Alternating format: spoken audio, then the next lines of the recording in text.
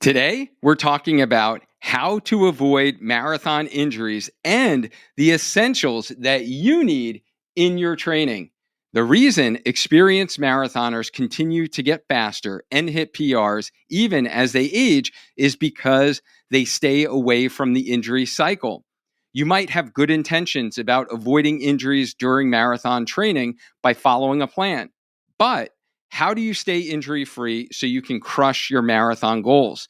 This requires the science and the art of training.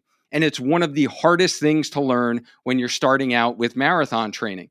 I know you might be thinking that you're injury prone or too old to run a marathon without pain. The reality is, 7 out of 10 of you listening to me right now will get injured during your marathon build, but it won't be because you didn't do enough core work or had the wrong shoes. The good news is there is a way to prevent marathon injuries. As a running physical therapist and coach for over 20 years, my team and I have perfected this injury-free formula. I have personally have put this into practice during my 5 marathon training cycles, getting to the start line healthy without having one single injury during training. I had hydration and pre-race anxiety mistakes for a couple of them, but lifelong injury-free running is what I'm most passionate about. And that is why I wanted to share this formula with you, because it pains me when I hear about a runner who set a big, lofty marathon goal, paid a bunch of money to register, maybe even made travel arrangements, and they never get to the start line because they got injured. And I follow the same marathon training blueprint that works every single time for the athletes in our coaching program. This formula has led to thousands of runners crushing their first marathon or experiencing that breakthrough PR they've been dreaming of. So, in this training, I'm going to break it all down for you. This is the proven 6-step framework for how to avoid marathon injuries during your training cycle by avoiding the most common training errors. By the way, I'm Dr. Duane Scotti, PT, coach, educator, and founder of Spark Healthy Runner. And this stuff is what I do all day long, allowing you to get stronger, run faster, and enjoy lifelong injury-free running. All right, let's dive in. Now, before we get into the 6-step framework, I want to share a story about a real runner in our community who was someone prone to runner's knee. So maybe for you, it might be your shins, your knee, your foot and ankle. That is your injury prone area. And Danielle got to the 12-mile long run mark in her marathon training, but her knee started hurting and then she had to stop when she got up to 15-mile long runs. This caused her to stop her marathon training. She actually went through this for 2 cycles and thought she was just too old to run a marathon or that her knee wasn't capable of doing the distance. She was going to give up on her marathon dream. When Danielle and I connected, I provided her with the right type of strength training. She was previously doing some workouts on the Peloton app. These were good generic workouts, but couldn't help prevent her runner's knee pain. During the 16 weeks working together, Danielle was not only able to conquer her first marathon in San Diego, but didn't have to worry about her knee pain coming back during the training cycle. Okay, these are the 6 steps to avoiding marathon injuries during your training cycle. Number 1 is training smart. Number 2 is tapering. Number 3 is pacing. Number 4 is goals. Number 5 is fueling. And number 6 is strength. At Spark Healthy Runner, we design every single one of our marathon training plans balancing these 6 steps. Now, let's break down each individually, and I want to talk about how to do them. Number 1 is train smart with proper progression. Avoiding training errors and doing too much too soon is the name of the game. Think about establishing a base level of training first, then layering on speed. When you layer in speed, you'll want to be strategic. This would be 1 day per week of faster running and keep all the other runs in your true easy zone. Your first marathon should not include any speed work unless you're well accomplished and seasoned half marathoner. All you need as a beginner or doing your first marathon is weekly mileage and the long runs. Consistency and getting through a 16-week training cycle will allow you to finish your marathon and avoid getting injured. Doing too much too soon is very common and was Bobby's struggle before working with our team. She suffered from an overuse injury in her knee and gave up on her running dream. When she signed up for her first marathon in Detroit, she knew she needed guidance on how to structure the training that ebbed and flowed with her busy life and her knee injury history. Coach Cat on our team provided that structure and, most importantly, provided smart training. The training plan was modified each step of the way based upon Bobby's progress. She even had a brief stint of knee pain, which was scary because it was the same knee pain that sidelined her previously when she attempted to train.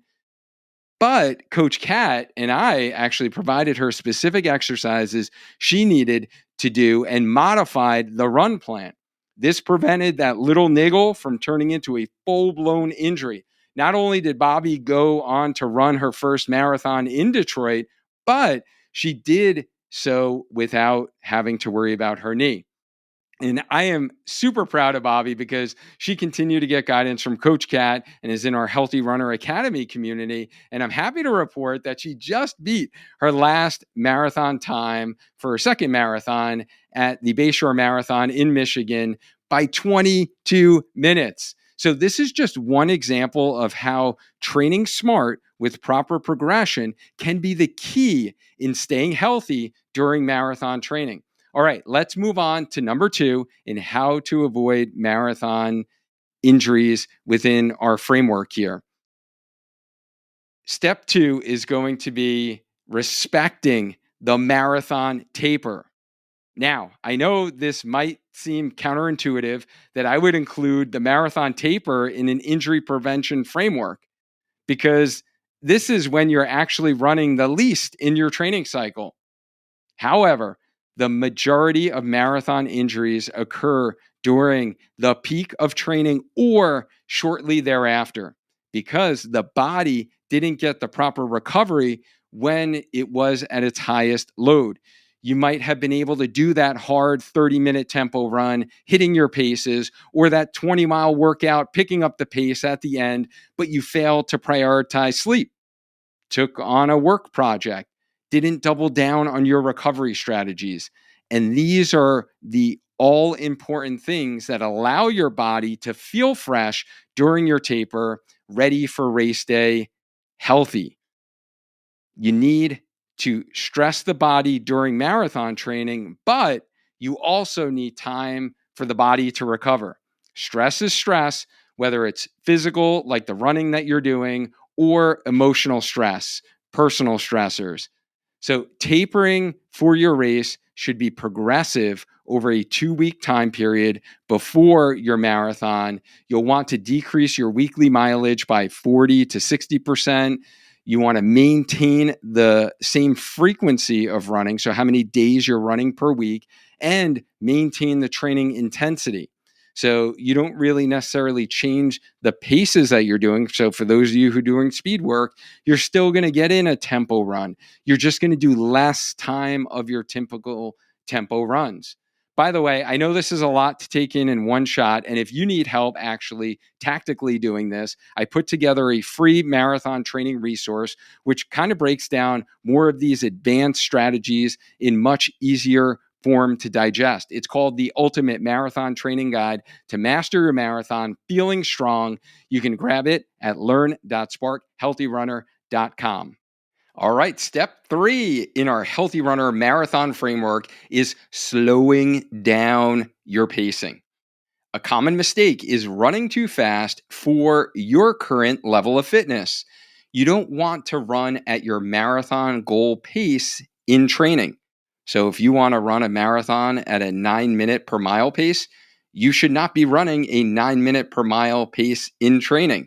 I think of runners like Ken in our community who was struggling with proximal hamstring tendinopathy, that kind of upper hamstring tendon pain. And he would always try to add in extra mileage or run a little fast, pacing wise, during his easy runs. And like that's one of the critical things in getting healthy when you are struggling with an injury like that is keeping the runs at your easy pace and not running them too fast. And then once we started layering in speed work, I did notice that he was going a little faster. And once Ken, like, luckily, he finally got rid of his upper hamstring tendon pain. But then once he started working with Coach Lou on our team, Lou is very precise and he would pick up on those things. Like, we can see all of your data when you go for a run. So whether it's like your pacing, your heart rate, your elevation, and Lou would call him out, keep him accountable, and he would have to frequently remind Ken that we don't want to overkill the workout. We don't want to go out too fast for that specific run and the intention of that run. So, Coach Lou was able to provide like Ken that feedback while working together and helped him actually run his first Boston Marathon after finally qualifying because he was now healthy. He was struggling with that injury, like I mentioned, for years, and he was healthy, ready to run Boston, and he got to that finish line because he really learned about the pacing. And if you're already getting value from this, please hit that like button, subscribe to the channel so you don't miss the next video that will help keep you healthy during your marathon training. And that pacing point, super important. But if you don't couple it with this next one, then the magic is all lost. And number 4 is setting realistic goals, meaning you need to think about, for your marathon race, is this your first ever marathon? Is this the first marathon since you had kids? Is it the first since the pandemic? Is it the first that you've done in like 3 or 5 years? You need to think about these and have realistic goals for your race. If you don't have realistic goals, then you might be shooting for a pace and a time that actually is not realistic for where your current body is at and what you're ready for. So you can't compare yourself to your previous self right now. Your main goals should be finishing the marathon, feeling strong and proud of your accomplishment. You should not be shooting, if this is, let's say, your first marathon, right? Or the first one you've done in 5 years, 10 years, 20 years, then you shouldn't be shooting for sub 4 or sub 3:30. Focus on completing the marathon training cycle healthy and getting to that finish line. Why put undue pressure on yourself to try to force paces or workouts in training that your body is just not ready for? Because if you do that, let's say you are shooting for that sub 4 hour mark, which would mean essentially a 9 minute per mile pace, average pace for the actual race, then going back to my previous point on pacing, like I see runners who are trying to run 9 minute pace during their long runs. And this leads to overtraining and injuries. It's this little micro trauma that you're putting on your body. Like you might feel okay that day. You might feel like that wasn't that bad, or the next day, but doing that repeated over time in your marathon training cycle is going to eventually build up and lead to overtraining and lead to a running related injury. And I don't want that for you. So your pace during your training runs should be 2 minutes per mile slower than your anticipated marathon finish time. So using the sub 4 example, you should be running near the 11-minute per mile pace, and that should feel like your conversational easy pace. You can hold a conversation with someone running next to you. Your breathing is well under control. You could go on for a very long time. For example, just sharing, my marathon pace is 8-minute, 8:15 area, but my easy runs are all between a 10 to 10:30, 10:45 pace sometimes. If you don't believe me, like check my Strava. And if you want to learn more about proper pacing, goal setting, and the little tweaks that just make a massive difference in keeping you healthy during your training, this is all I talk about in my free newsletter, Healthy Runner. Link in the description for this. All right, Step 5 in the Healthy Runner Marathon framework is proper nutrition with fueling before your run, during your run, and after your run. I think of athletes in our community like Rachel, who was constantly injured with knee pain or plantar fasciitis before we started working together. And while working together, I picked up on that she was severely underfueling for her runs and the hard training she was doing. She's also a rock climber. So she was like spending hours out on a rock wall doing the training, running, and she just wasn't fueling her body appropriately. And once she was back to running pain free, I got her connected with Brooke, our sports dietitian on our team. And Rachel was not only able to actually, solve this fueling problem, but she went on to train and successfully complete her first ever marathon without having to worry about her knee pain coming back or her foot pain coming back because she was properly fueling her body for running, staying injury free. And Rachel shares her story and how she went from underfueled and injured, runner to conquering this first marathon by getting the guidance from Brooke and myself. And if you missed that one, go back and listen to episode 211 on the Healthy Runner podcast to hear Rachel's inspirational story.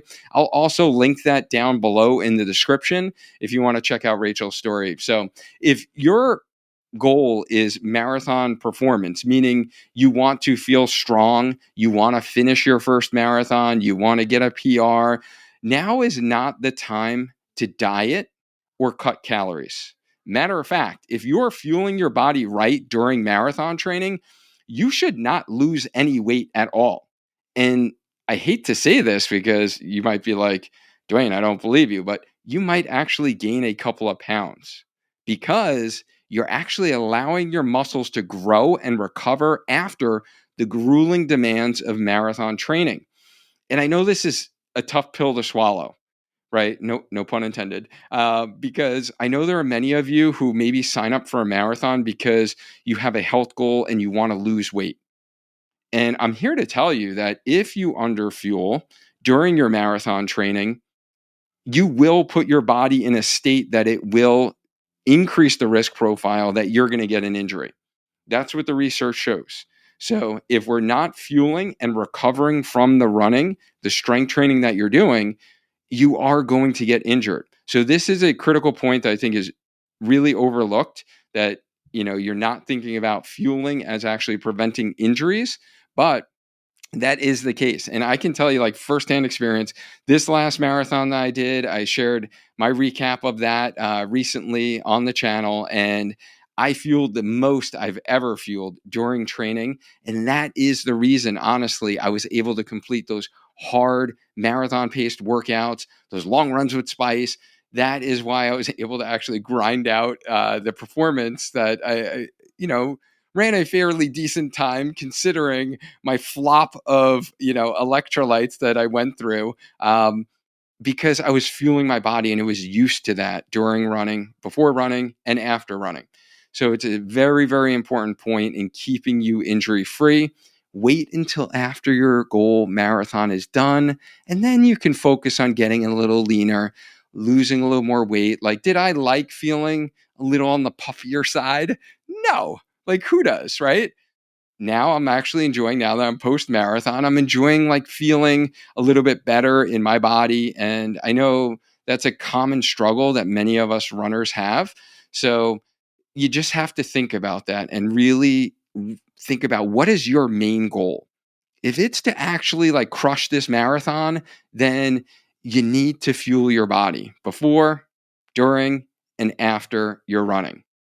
All right. So now I want to know, like, obviously you're watching this video because you've struggled with staying healthy during marathon training in the past. And what injury have you had, or what are you currently struggling with? Like, just drop it in the comments below, because I want to connect with more of you in our community. And I want to be able to create future content specifically for the injuries that you are struggling with and want to prevent. And I do read all of my comments. And next, I'm going to really share the final tip in how to avoid marathon injuries. But before I do that, if you're getting value from this, enjoying these tips, like you've learned something today and you are feeling confident that you can actually train for a marathon and stay injury free, then I'd appreciate it. Just hit that like button and subscribe to the channel. Hit the bell so you're notified when another video like this comes out, so we can continue to create free content that is going to help maintain or grow a strong body,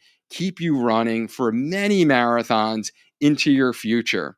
I truly hope that you're getting value from this video, and I wanted to take a brief moment to share with you one of my most recommended naturally sourced food supplements for runners that supercharges your recovery from running. And that is the power of Blackcurrant, which is a berry, by the way, just like blueberries, but they have the highest level of anthocyanins, which is a strong antioxidant of any berry. And CurraNz has a product that's conveniently packs these super berries into a capsule. As I frequently say, recovery is a part of the training, and you can only run as fast or as long as you can recover from that run in order to stay healthy for longevity. CurraNz is taken as a pre workout supplement, and it's going to help improve your recovery times and reduce the effects of fatigue or muscle soreness after a hard run or strength session. There are over 50 studies investigating the effects of these super berries, and CurraNz has been studied to improve blood flow by up to 45%, which removes metabolites from our muscles, reduces oxidative stress. In fact, a recent British study actually showed that CurraNz helped accelerate recovery of muscle function 3 times faster than placebo. And soreness in the active group reduced up to 49%. Tissue damage was reduced by 84%, which is attributed to the improvement in blood flow that was seen, as well as blackcurrant's anthocyanins' inherent antioxidant and anti-inflammatory properties. You can learn more about the real science behind blackcurrant extract with my interview with Floor Cushman in the video that I have for you linked in the description if you want to learn more and get into some of the science. And having a supplement that is backed by science is important to me. And it's what I look at when I put anything in my body, and is the reason why I've been using CurraNz for the last 2 years, because I was looking for a supplement to help maximize my recovery from hard marathon training so I could stay healthy during the training. And now that you're a part of our Healthy Runner community, you can get 20% off your first order using the link that I have for you in the description. You can go to CurraNzUSA.com. Just use the code HealthyRunner during checkout when placing your order. Go ahead and give CurraNz a try to help you recover from those runs. Trust me, you won't regret it. All right, let's get into the sixth tip in the Healthy Runner Marathon framework in injury proofing your body by allowing it to get stronger with strength training. And you know that I am big about strength training. This is something I'm very passionate about. And I know some of you don't like to do it. So I'm going to give you reasons why this is essential in keeping you injury free as an adult runner. If you're in your 30s, 40s, 50s, 60s, and beyond, training for a marathon, strength training is a part of the marathon training. And I'm not talking about cardio boot camp classes at your local gym. You need to do controlled movements that activate your run specific muscles, where these muscles are under tension and load, and then you progress to explosive plyometric movements, because running is a series of hops from one foot to the other. So we need to train our muscles, need to train our tendons to do that, or we get tendinitises, we get these tendon pathologies. So your body needs a minimum of 2 30-minute sessions of strength training per week during marathon training. And then for my athletes, I usually drop down to 1 day of strength, pretty much 3 to 4 weeks prior to race day, just to allow your body to fully recover as you're peaking in training. So there's not too much overload, and allows your body to get that recovery it needs and feel fresh for your big day. So I usually drop down to kind of 1 day of strength there to really respect that peak and taper time that I mentioned earlier in tip number 2. And I've done a full deep dive video on marathon strength secrets revealed. So be sure to check out that video after this one to get the details of injury proofing your body with the power of strength training. And here's one tip that is super helpful. If you want to avoid injuries during your marathon training and you've struggled with injuries in the past, there's so much to balance: the pacing, the mileage progression, speed work, proper nutrition, strength training. It's a lot. I get it. And the thing that will be super helpful for you is if you could take away the guesswork with a structured plan that fits your busy schedule and can be modified along the way when life just gets in the way of training, and have the support of an expert who has helped hundreds of runners just like you in get out of their own way while they're training, and to be able to reach your marathon goal. Like, I struggled with recurring injuries early in my running journey, and I created Healthy Runner Coaching to solve that problem. And if you've struggled with the dreaded injury cycle, or you're unable to put together all the pieces that go into a marathon PR that you've been dreaming of, then you should look at Healthy Runner Coaching. It's one of the best solutions out there. Check it out now. Learn.sparkhealthyrunner.com. This was the 6-step framework for how to avoid injuries during marathon training. My name is Dr. Duane Scotti, and my mission is to empower you to feel strong and confident in getting faster and enjoying lifelong injury-free marathon running. I'm the founder of Spark Healthy Runner, and you're watching the Healthy Runner podcast channel. Like and subscribe and hit that bell so you're notified when the next video comes out. And this training was all about the 6-step framework for how to avoid injuries during marathon training. Now learn how to level up your strength training while marathon training in the video that I have for you next, so you can get stronger and feel confident to run your best race yet with these 3 tips.